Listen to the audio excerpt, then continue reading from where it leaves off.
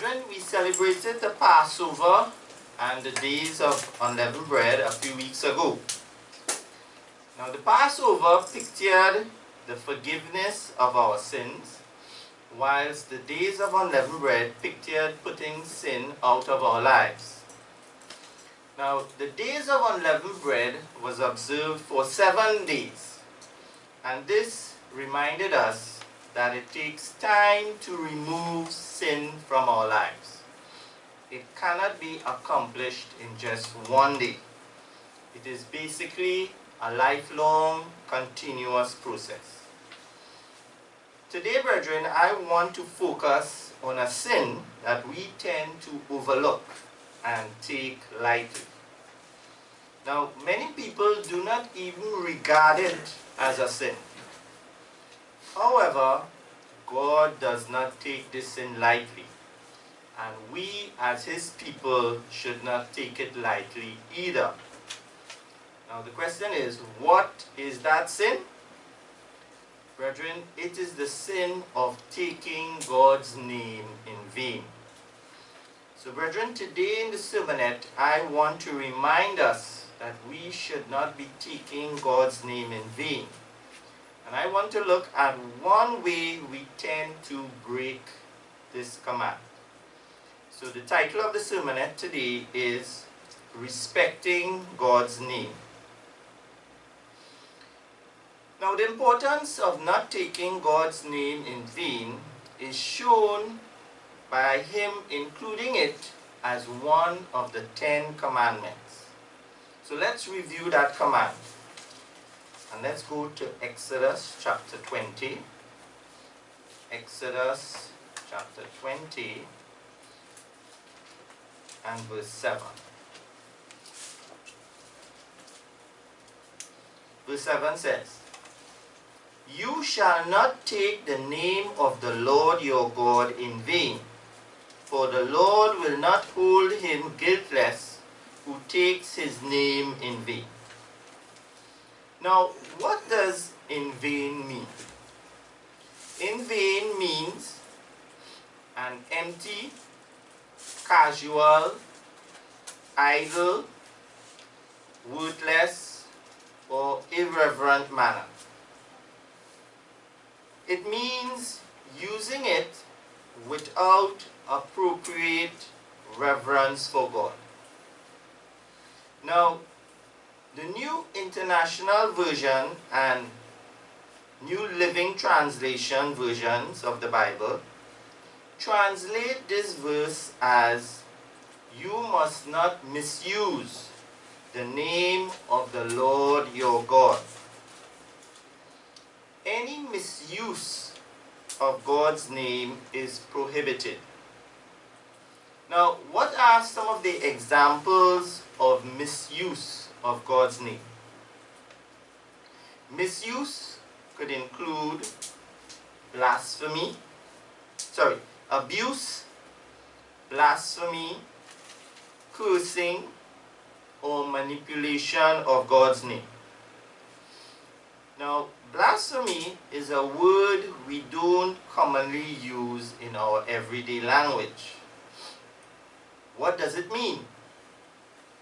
Basically, blasphemy is an insult that shows contempt, disrespect, or lack of reverence concerning a deity, a sacred object, or something considered inviolable.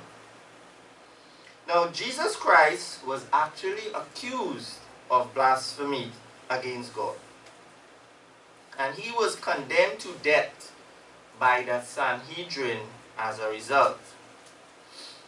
Now, as Christians, most of us would not deliberately blaspheme, insult, or disrespect God's name. However, we may be misusing God's name without even knowing it. Now, how is that? Well, by the use of euphemisms of God's names in our daily conversations with one another. Now the question is, what is a euphemism? A euphemism is the substitution of a mild, indirect, or vague expression for one that is thought to be offensive, harsh, or blunt. For example, instead of saying someone died, we say they passed away. Euphemisms are commonly used as part of our everyday language. However, using euphemisms for God in our daily conversations is not appropriate. Now, what are some of the euphemisms that are commonly used for God today? And I have a table which lists some of them. And I'm sure we are all familiar with some of these expressions. And one of the more common ones is OMG, which stands for Oh My God. And many people tend to use this expression in their everyday language. And we also have euphemisms for Jesus. And I'm sure we are all familiar with some of them. Now, the expressions that are used tend to be used when someone is surprised or excited about something, or to express disbelief. Now, why is it wrong to use these euphemisms? They are wrong because they break the third commandment, and their use is a sin that needs to be avoided.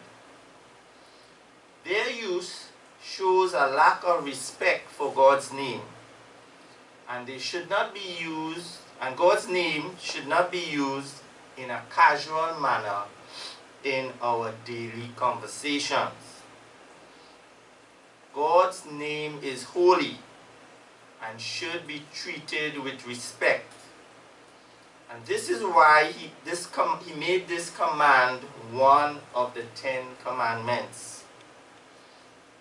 Now, we are all familiar with the model prayer that Jesus gave to his disciples. The first thing he said in that prayer was, "Our Father in heaven, hallowed be your name."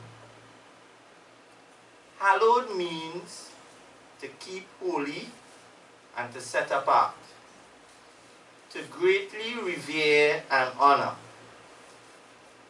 Brethren, God's name is holy, and we need to honor and respect it. Are we guilty of failing to respect God's name by using these euphemisms in our daily conversations?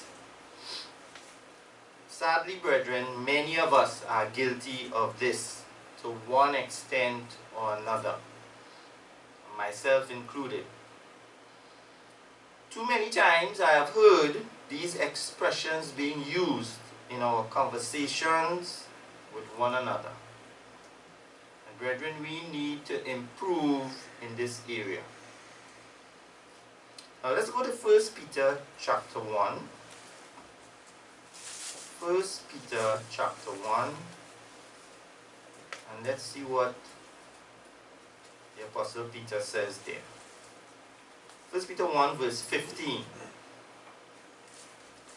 "But as he who called you is holy, you also be holy in all your conduct.